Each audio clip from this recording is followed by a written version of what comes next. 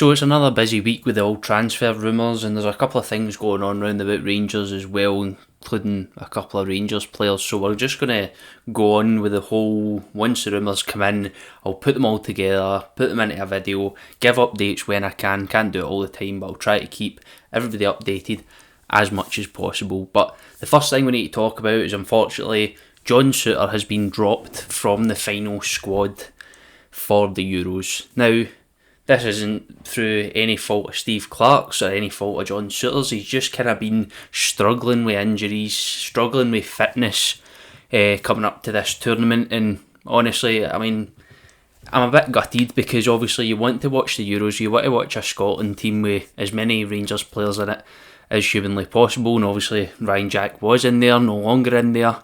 We had Souttar there to look forward to watch, but it just wasn't to be honest. And I can only be absolutely gutted for the guy. And quickly on to another Rangers player, Yanis Hadji, obviously, who's been out on loan for this season. Pretty much come out and says he doesn't really know where his future lies, whether it lies at Rangers or whether it lies elsewhere. And to quote him exactly, it says, "I can't say if I'll be at Rangers or somewhere else. My future depends on my agents," which is kind of, a roundabout way of saying it's more than likely that he will be moved on.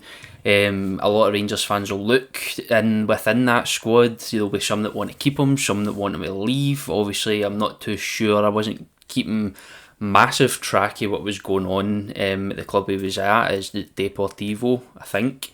But if MD's been keeping up to date with Hadji's performances over the course of his loan, let me know what you thought about him in the comments. But I don't know if there's any. I just don't. It all depends on who we bring in. We'll see soon enough whether Hadji's coming back. Let's be honest, they'll probably have had that conversation. He's probably spoke to Clement about his future, and Clement's probably made it clear whether we, have space for him in the squad or whether Clement has use for him within the squad. But to me, saying it's up to his agents, I mean, there's work going on in the background. For me, I can't really see Hadji coming back, to be honest, and do I want him back? I'm not too sure. A lot of people will probably slate me for saying this, but I didn't really see, even before, he was another one of those players who had potential, and all we could say is he had potential. Yes, he scored a stunner of a free kick in the Europa League, but in the day-to-day, game-to-game, I didn't really see anything overly special from Yanis Hadji, but you never know, he could end up doing what most players do, go to another club, end up, turning it on like Sam Lammers, but it is what it is. I wouldn't be too sad, to be honest, if Hadji left us on a permanent. So next up is the reason you clicked this video. There's pretty solid rumours going around about Albion Romani. Now, this is a player who I've seen, a lot of credible sources, including Foreign Press, saying we are preparing a £6 million bid. There is one of the Prague teams, I believe, in there as well, but it turns out our bid seems to be more than double. I think his club in Bucharest, is it Rapid Bucharest? I'm pretty sure it's Rapid Bucharest. Rapid Bucharest value him at around 8 million. That's the rumour. Obviously, we're not going to stretch that far. I think 6 million is a pretty decent bid. I don't know if that's a starting bid or if it's, this has been something that's going on.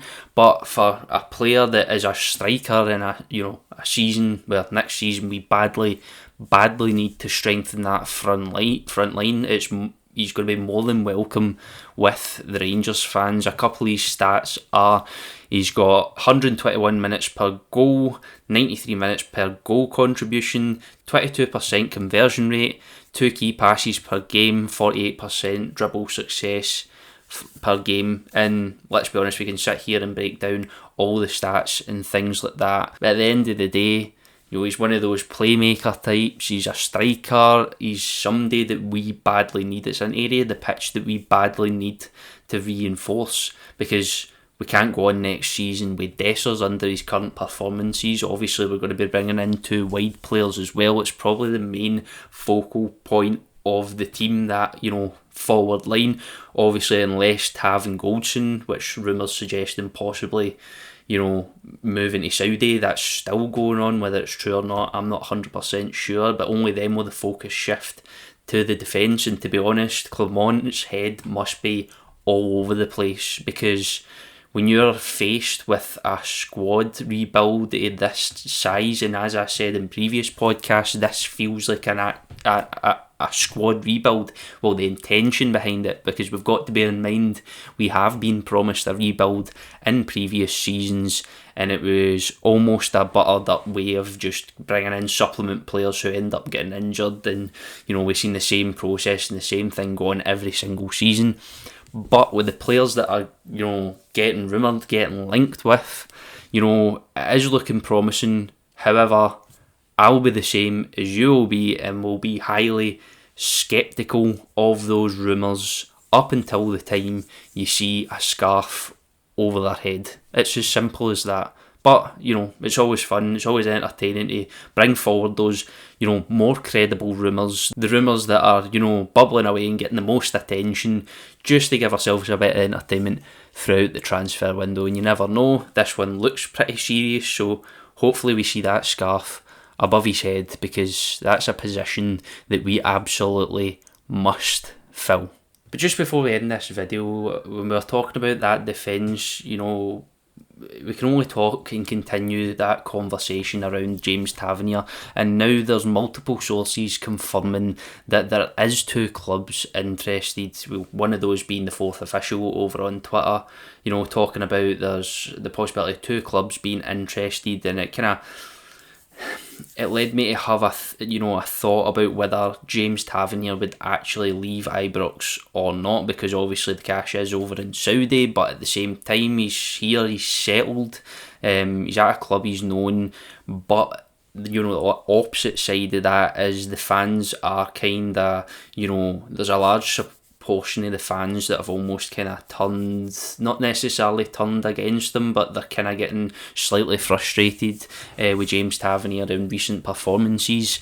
Obviously Rangers haven't really seen anything concrete in terms of a bid being put through, but it's one of those ones where I could definitely see it happening. I've said it before in previous videos, it's something I could definitely see happening. And before, if that bid were to come in and we were to accept it, I'd be thinking to myself, well, I'm absolutely gutted to see Tav go because of the amount he contributes to goals. But at the end of the day, when we're seeing form kind of fall slowly, gradually over time, I think it's time that he saves himself from being a scapegoat next season and moving on with our best wishes.